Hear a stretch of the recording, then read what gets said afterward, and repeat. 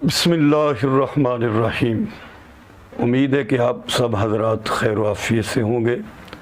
अल्लाह आपको सबको सलामत रखे, मुल्क पाकिस्तान को भी, पूरी उम्मत मुसलमान को।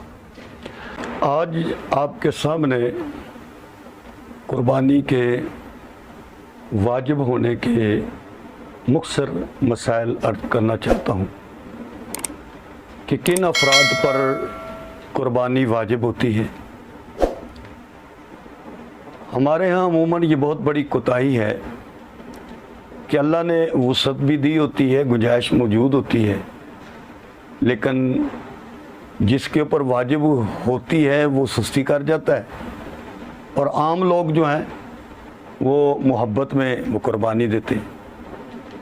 हमारे यहाँ ये भी मसला है कि कुछ लोग अपने शौक़ पर कुर्बानी देते हैं और कुछ लोग इसको, जिनके ऊपर ये वाजिब हो चुकी होती है, अपने वजूब को अदा करते हैं। तो ये सुस्ती नहीं होनी चाहिए इस मामले में।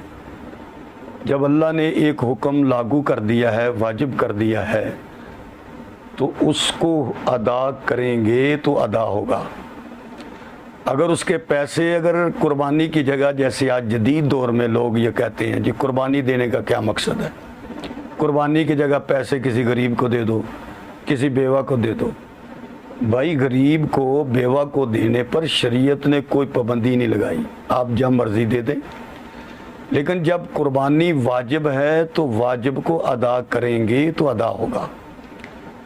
तो ऐसे अफराद जिनके ऊपर कुर्बानी वाजिब हो चुकी है वो अफराद हैं जिनको अल्लाह पाक ने सोने या चांदी के तौर पर, सोना 7.5 तोला, चांदी 52.5 तोला, इसकी मकदार उनके पैसे मौजूद हैं, उनकी ज़रूरत से ज़ायद।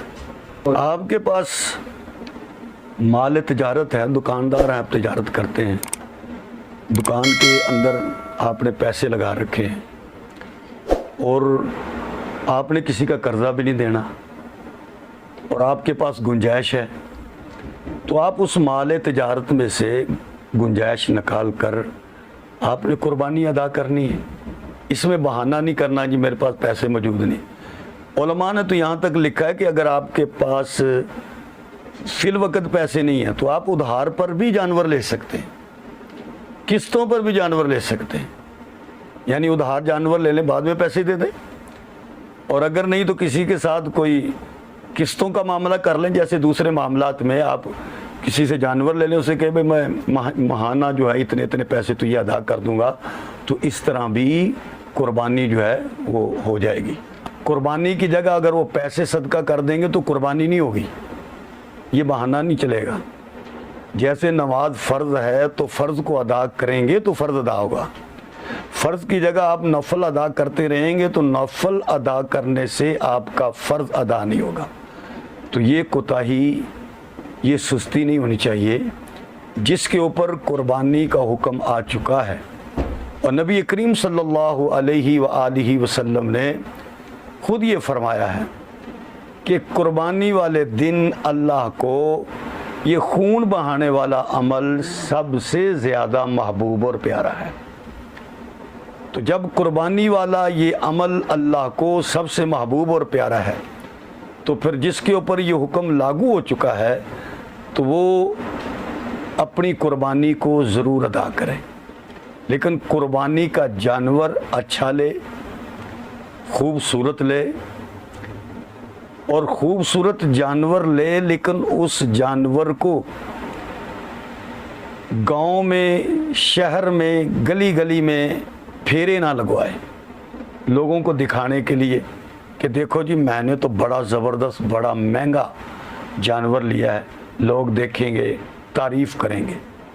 याद रख लीजिए, हर बंदे को वही कुछ मिलता है जिसकी वो नीयत करता है।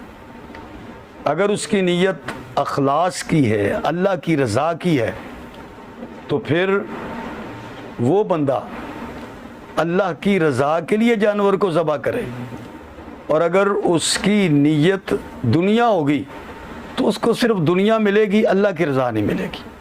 इसलिए पहली चीज़ जो कुर्बानी में है, अल्लाह ने फरमाया है مجھے نہ تو تمہارے قربانی کا گوشت پہنچتا ہے، میرے ہاں نہ قربانی کا تمہارا خون پہنچتا ہے، میرے ہاں جس چیز کو دیکھا جاتا ہے وہ تمہارے دلوں کا تقوی ہے، وہ اخلاص ہے۔ تو قربانی دینے والا سب سے پہلے اخلاص کو خالص نیت کرے کہ اللہ میں صرف تیری رضا کے لیے اس قربانی کو ادا کر رہا ہوں۔ اللہ ہمیں عمل کی توفیق عطا فرمائے۔